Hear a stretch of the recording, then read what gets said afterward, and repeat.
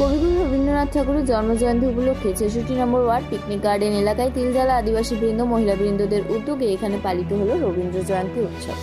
এখানে সাংস্কৃতিক অনুষ্ঠানেরও আয়োজন করা হয়েছিল। স্থানীয় বাসিন্দা থেকে শুরু করে তৃণমূল কংগ্রেসের নেতৃবৃন্দরা উপস্থিত ছিলেন। এছাড়াও উপস্থিত ছিলেন ৬৬ নম্বর ওয়ার্ডের মাইনরিটি সেলের সভাপতি মোহাম্মদ ইরফান, ৬৬ নম্বর ওয়ার্ডের মাইনরিটি সেলের সহসভাপতি মোহাম্মদ সালাউদ্দিন, তৃণমূল নেতা শেখ সাবির এবং অশোক ঘোর। এই অনুষ্ঠানের মূল উদ্যোক্তা কাকলি মণ্ডল এবং ওনার পুরো টিম। সকলে কি জানালেন শোনাব আপনাদের।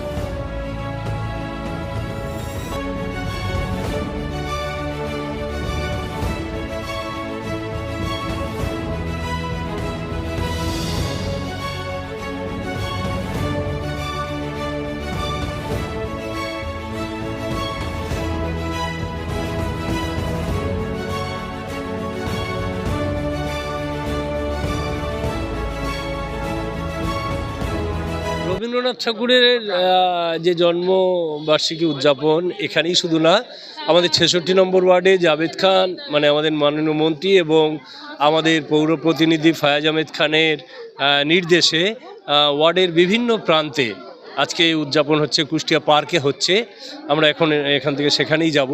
আজকে বড়ই প্রাসঙ্গিক রবীন্দ্রনাথ ঠাকুরের এই জন্ম জয়ন্তী উদযাপনটা বড়ই প্রাসঙ্গিক। তার কারণ এত হানাহানি, এত বিদ্বেষ, এত মানে একের প্রতি আরেকের, এক সম্প্রদায়ের প্রতি আরেক সম্প্রদায়ের মধ্যে যে হানাহানি, একটা মানসিকতা সৃষ্টি করে দেওয়া, সেখানে রবীন্দ্রনাথ ঠাকুর তার প্রেম, প্রীতি, ভালোবাসা এই নিয়ে যে সৃষ্টি করেছেন, যে রচনা করেছেন, তার আজকে এই জন্মদিন উদযাপনের মাধ্যমে আমরা এটা মানুষের কাছে বলতে চাই যে রবীন্দ্রনাথ ঠাকুর যেরকমভাবে বঙ্গভঙ্গের বিরুদ্ধে ১৯০৫ সালে বঙ্গভঙ্গের বিরুদ্ধে তিনি গঙ্গা স্নান করে তারপর সেই বাংলার মাটি, বাংলার জল, বাংলার বায়ু, বাংলার ফল, পুণ্য হোক, পুণ্য হোক, পুণ্য হোক হে ভগবান, এই গানটা গাইতে গাইতে তিনি আসছিলেন।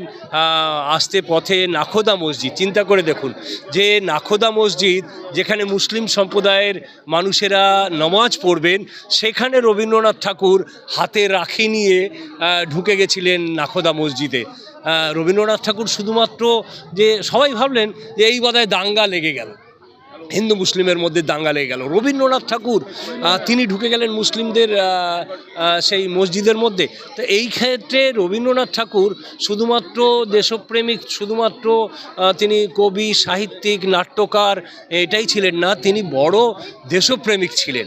জন্ম জয়ন্তী উদযাপন বড্ড প্রাসঙ্গিক এবং সফলতার সাথে এটা উদযাপন হচ্ছে এবং তাদের মুখে ভালোভাবে চপেটাঘাত করা হচ্ছে যারা আমাদের দেশের সংস্কৃতিকে ভেঙে দিতে চায়, আমাদের দেশের ঐতিহ্য, আমাদের দেশের যে শক্তি, সেই শক্তিকে যারা দুর্বল করতে চায়, তাদের মুখে আজকের এই অনুষ্ঠানের মাধ্যমে চপেটাঘাত পড়ে যাচ্ছে।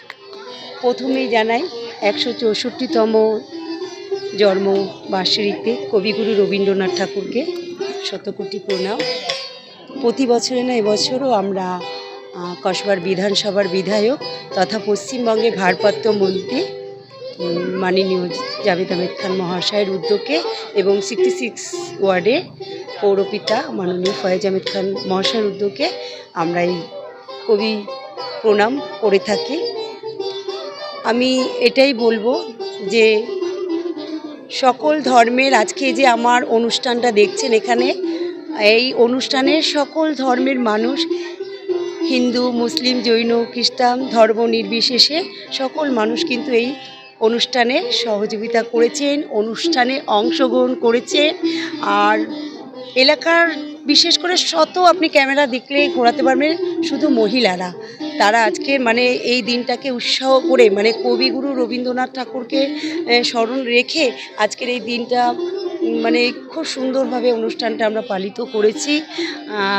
যেভাবে এখন আমাদের দেশের পরিস্থিতি খুব একটা ভালো না, তাই আমি একটাই বার্তা দিতে চাইব, ঠিক এই সময় আমরা সকল ধর্মের মানুষ একসাথে হাতে হাত রেখে কাঁধে কাঁধ রেখে চলব, কোনো গুজব উস্কানিমূলককে কান দেব না। মাননীয় মুখ্যমন্ত্রী মমতা বন্দ্যোপাধ্যায় বলে থাকেন ধর্ম যার যার, উৎসব সবার, এই বার্তাটা নিয়েই আমরা সকলেই সবসময় চলি। আমি সকল মানুষকে এই বার্তাই দেবো, সবাই একসাথে থাকুন, একসাথে কাঁধে কাঁধ মিলে হাতে হাত মিলে আমরা এইভাবেই যাতে চলতে পারি।